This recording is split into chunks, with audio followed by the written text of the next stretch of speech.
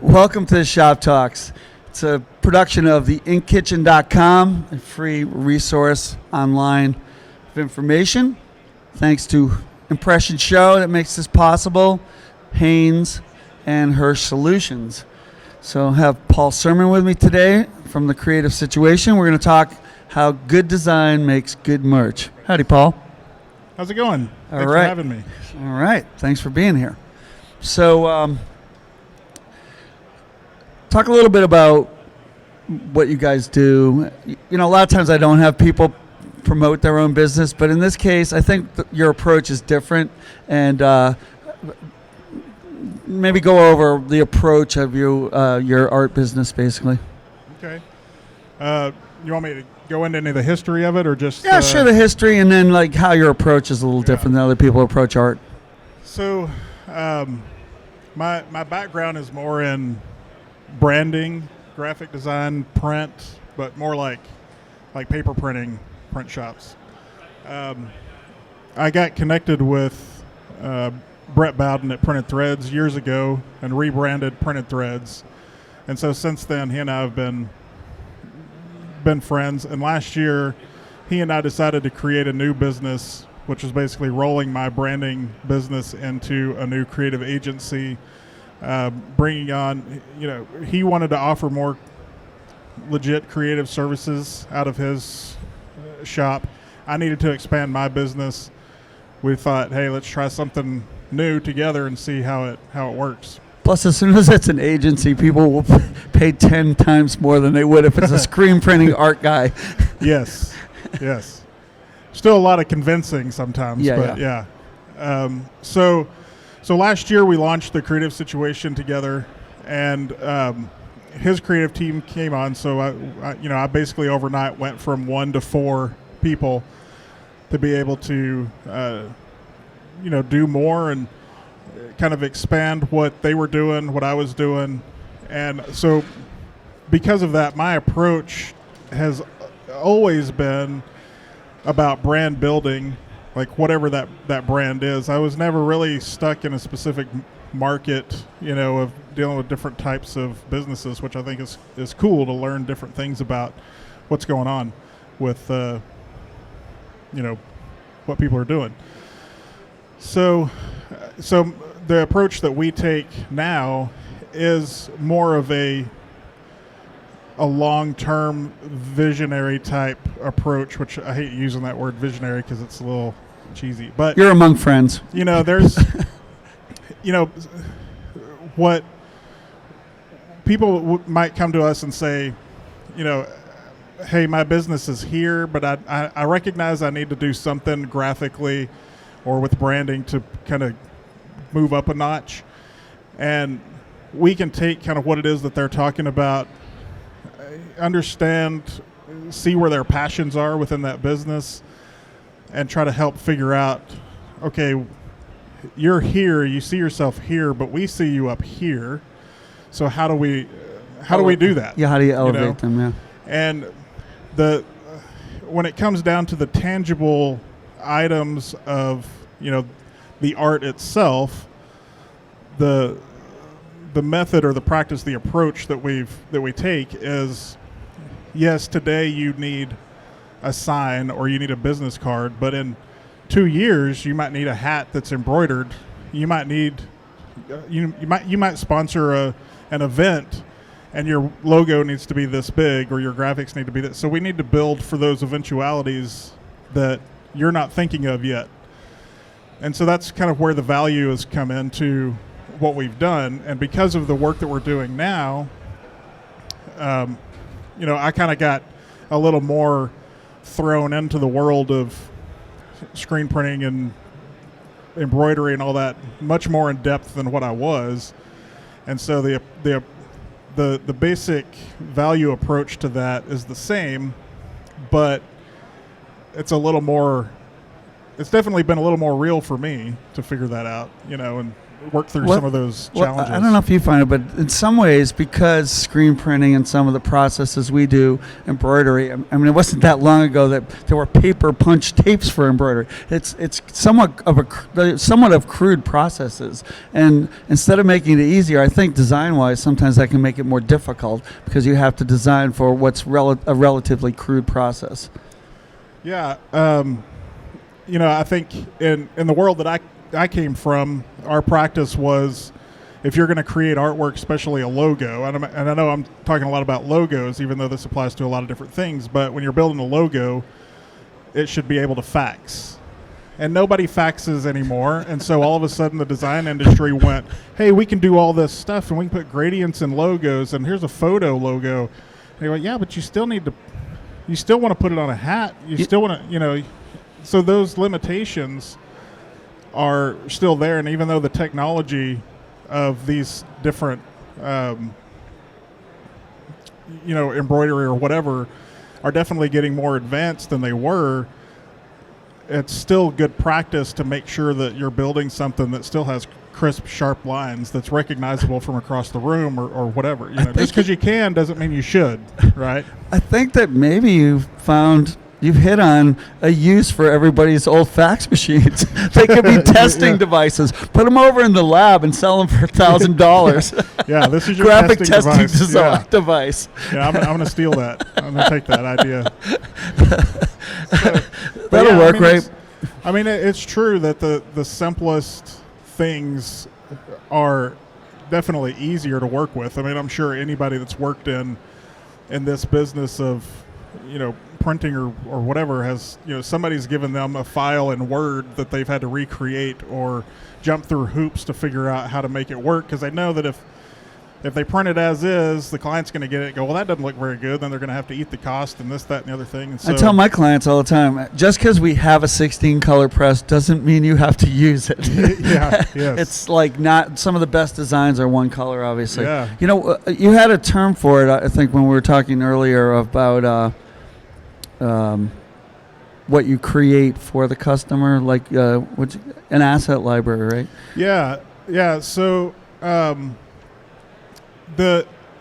would say that probably one of the biggest challenges that we have in bridging this gap between what like a printing company and a creative agency do is that typically people would come in and say, hey, I got this idea for a shirt, and the print shop may say, okay, well, we have a $50 art fee. Well, I am not doing anything for $50. You know what I mean? Especially like complicated stuff. Except doing this talk. Yeah, except this. Yeah. And I think I was only promised a bottle of water or something, but it costs $50 in here. Yeah, oh, well, then it makes sense. Yeah. So, definitely our approach of having to, I think my business has always been, a good portion of it's always been about educating potential clients, because there's a value to what we do in a way that, like, if you want it done well, we're going to have to spend time on it, and we're going to have to use our experience to get that done in a timely fashion and all those sorts of things. So, what we've sort of found that is, we're still working through that education process with our client base, but my client base has definitely expanded with this new business because we get a lot more of that kind of stuff coming in. But it's hard to sell somebody on a $1,500 design charge when they just wanted a couple of shirts, because my process is, and I'm sure that this is what they're thinking too, and if not, I try to walk them through the process. But if you spend, let's just say it's $10 per shirt and you're going to sell it for $20, you're going to have to sell a lot of shirts to make up the cost and start getting a profit on that $1,500 art charge. But if we can create a brand asset library out of whatever you're doing, so in the branding process that we do, we can kind of come in at any stage. If you've already established but you need to expand it or whatever, so this kind of applies all the way across the board. But if we sell it more as, we can create this piece of art that in some ways could be modular or have variations to it, so that you're paying for this piece of art that could be screen printed on a shirt in, say, 3 colors, 4 colors, something like that. But we're also going to do a version that you can embroider on a patch or a hat. And so you're getting more bang for your buck out of each one of these little pieces of art that it starts to open up their thought process to go, okay, now I have more items to sell off of this one thing. And so we're not focused on the, oh, you want X, let's design for X. It's, you want X, but we can give you X, Y, and Z out of X. So that's kind of the approach that we're taking with a lot of. So you need to expand their mind as well as open their wallet. Yes, right? Exactly, yes. Which, I don't know, I think with printing and art, sometimes 3/4 of it's customer service. It's explaining the process and demystifying it and showing the possibilities.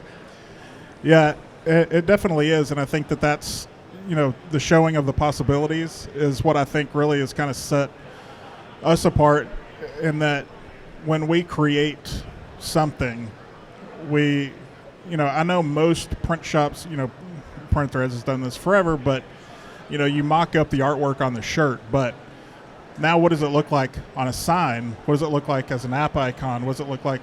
So creating this world that doesn't exist with this art that you're pitching, that shows them the possibilities of what it could be, is really how we sell that, and because we are talking through those things, and we don't approach a project as a one and done kind of a thing, but that this is a living thing, that I think adds value to the people that are coming in. Well, I think we were talking about this earlier, is that it's funny how it really has tremendous value, and yet it's been traditionally way undervalued. It's a really funny proposition in that way. It is, yeah. And it's, it's interesting because it's like, I don't know if you remember Bill and Ted's Excellent Adventure movie. They say that in order to be a big rock band, they've got to have Eddie Van Halen on guitar. But in order to get Eddie Van Halen on guitar, they got to have a big rock band. So there's kind of this dichotomy between the two things, that it's like you need to present yourself in a way that you can demand higher prices for your product, and we're giving you that value to demand that product, that higher price. And there is this. I mean, we've basically just had to say, if you have a budget, if you could make that budget this, we could do so much more. If the answer is no, then our answer is no.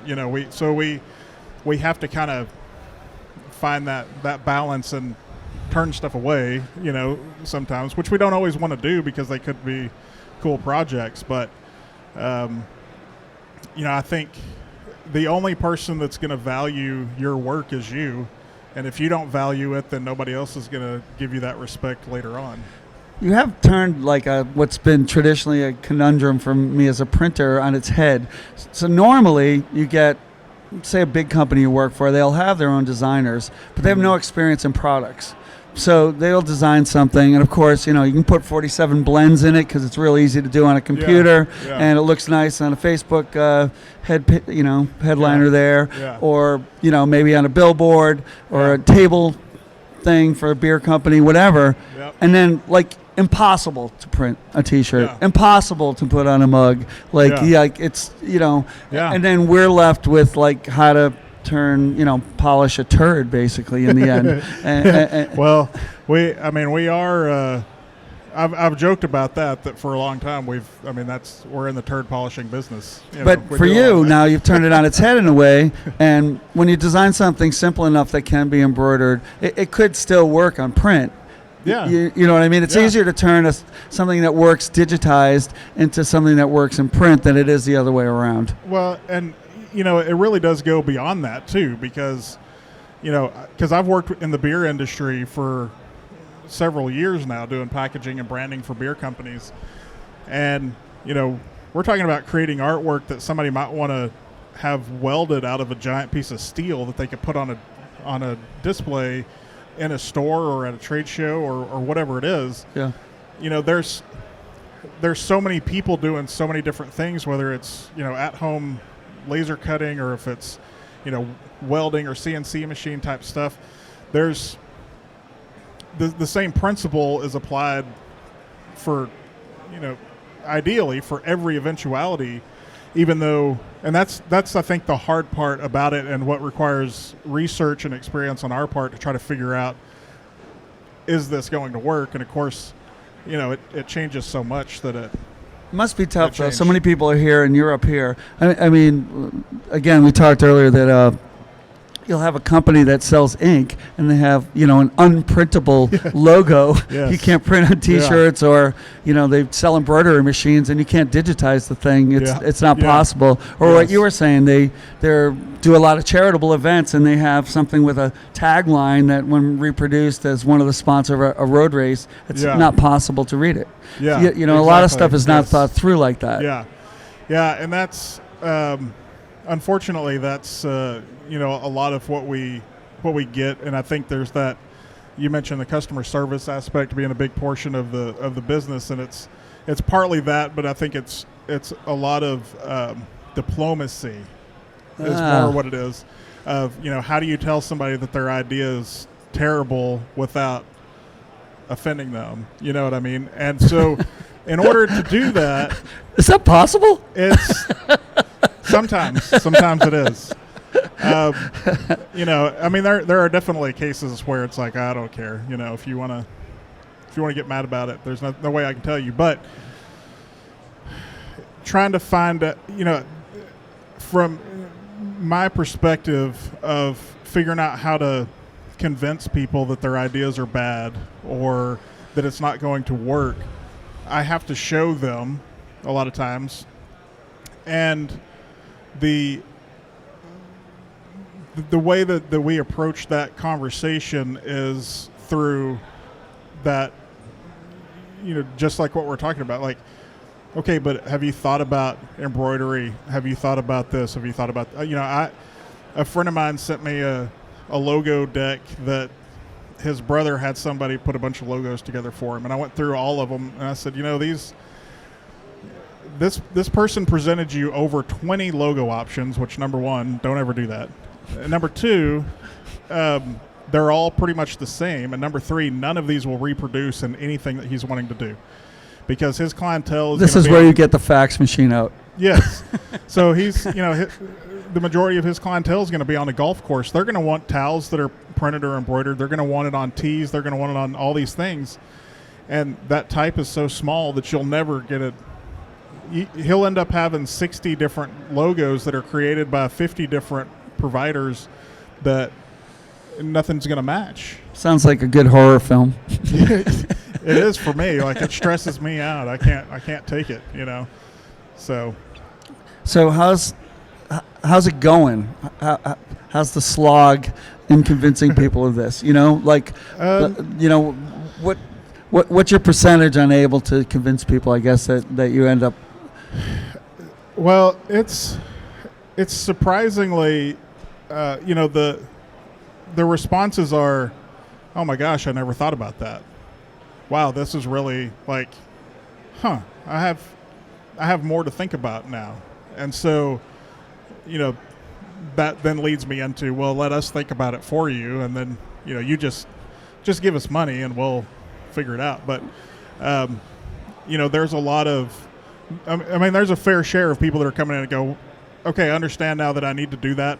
I can't afford it right now, so I'm going to get some more money and then I'm going to come back to you, or whatever. And we try to be as reasonable. Go, okay, I understand what your budget is. Maybe we can stair step into it with more of a long-term solution. But so we're not totally like, oh, you don't have a gold bar to give us? Well, then you're out. Do you ever?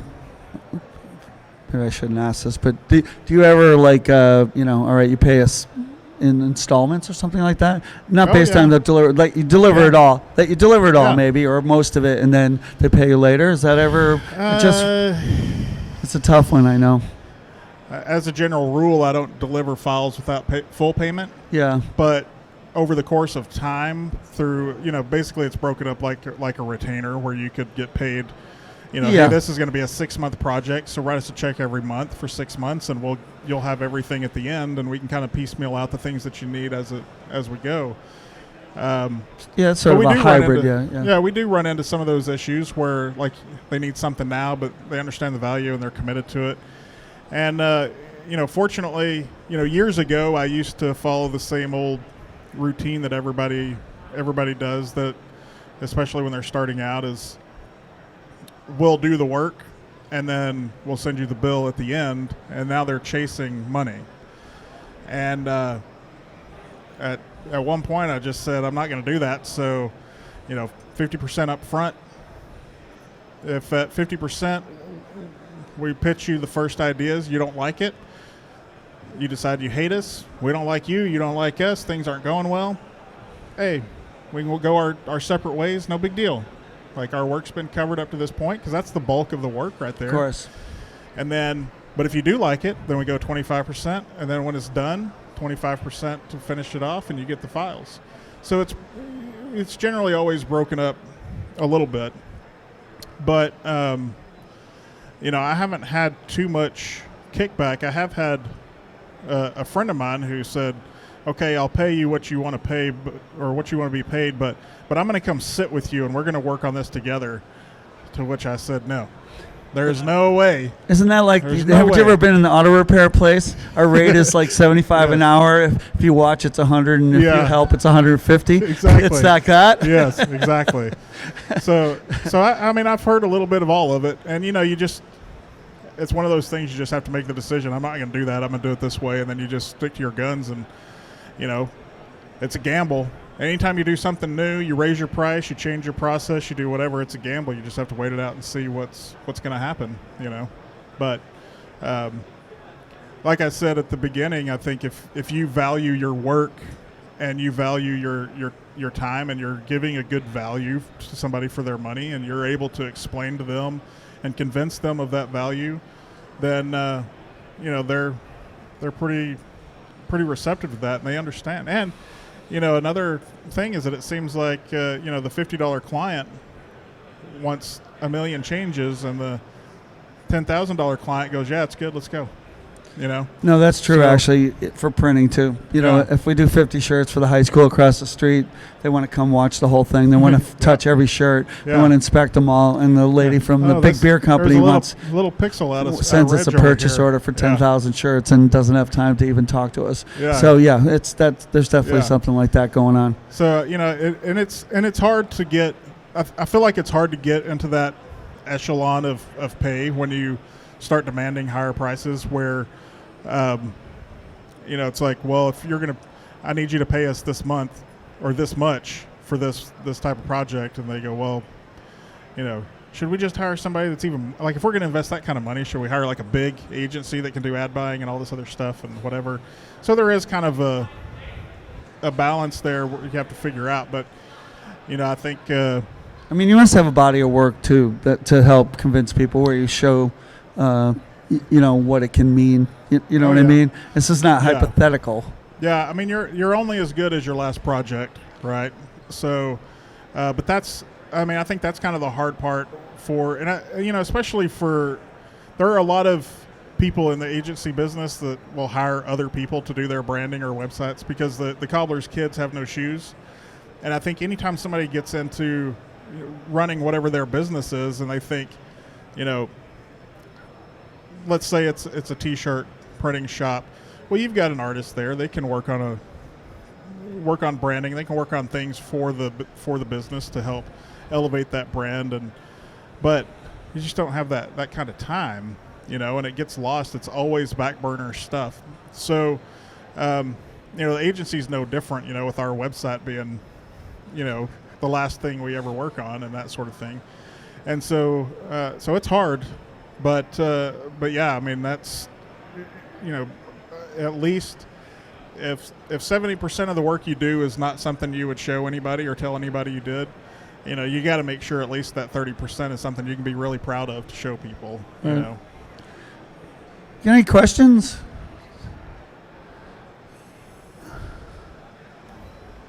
Charlie? Sorry. Pam? Our biggest fan right there. Yeah.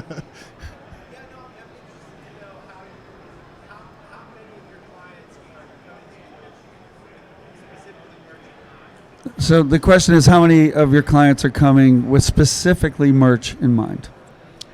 So that's kind of a dual answer question, I think, because what we're doing now with the creative situation business is still relatively new, and we're still trying to figure out all the inner workings of how to process all those kinds of things. So personally, I definitely am getting a lot more of those kinds of requests on a regular basis. Or, at least what I've had in the past. But typically, the only people that would be concerned with that sort of thing is somebody that was trying to start a lifestyle brand or something like that, where they were going to do that. And so, in the past, I've had to do a little bit more educating of saying, you're not thinking about it, but we need to think about it, and see what those things are. We've got, it is a different approach now, though, because we do have more people coming in for that, and they are expecting that $100 art charge or $50 art charge. And so there can be some sticker shock that comes along with that, and we try to take it case by case and figure out, that's where, I'm not a huge fan of strict email conversation, because it's so hard because a lot of how I figure out how to talk to people is being in the room with them, reading their body language and all this kind of stuff to try to figure out, I can tell this is really pissing you off, so let me talk about it this way or whatever. But it's probably about, right now it's probably a little more like 60-40 of more brand things and less, no, it probably is about half and half, but usually those types of projects are short-term things that we're trying to turn into long-term things. So yeah, there's quite a bit, but we still have a big bulk of work that's not related to that specifically, or only, I guess. Other questions? Well, if nobody has any other questions, I did want to mention one thing, that because the title of this thing is something about merch, good design sells good merch. Design sells merch. So let's get to the topic. Let's get to the topic. Let me throw this little story out there, and maybe at least we've covered that. So I did my job. But one of the breweries that I've worked with for a long time has a friend that does screen printing and things like that. It's on a pretty small scale, but they do a fine job. And they've, up to 6 or 8 months ago, it was mostly, let me take this logo, let me take this piece of art from the can label or whatever, and we'll figure out how to put it on a shirt. Let's take something that's 6 colors, reduce it to 1 color, and this guy would do that for them, and it was fine. But we started saying, if we can create new merch that is unique and special for each thing, event or beer launch or whatever.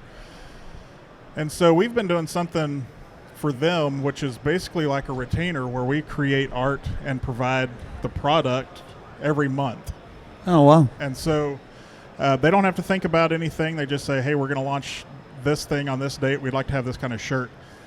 And this is online or in person? It's in all a store? All in person. All in person. All out of their tap room. And so they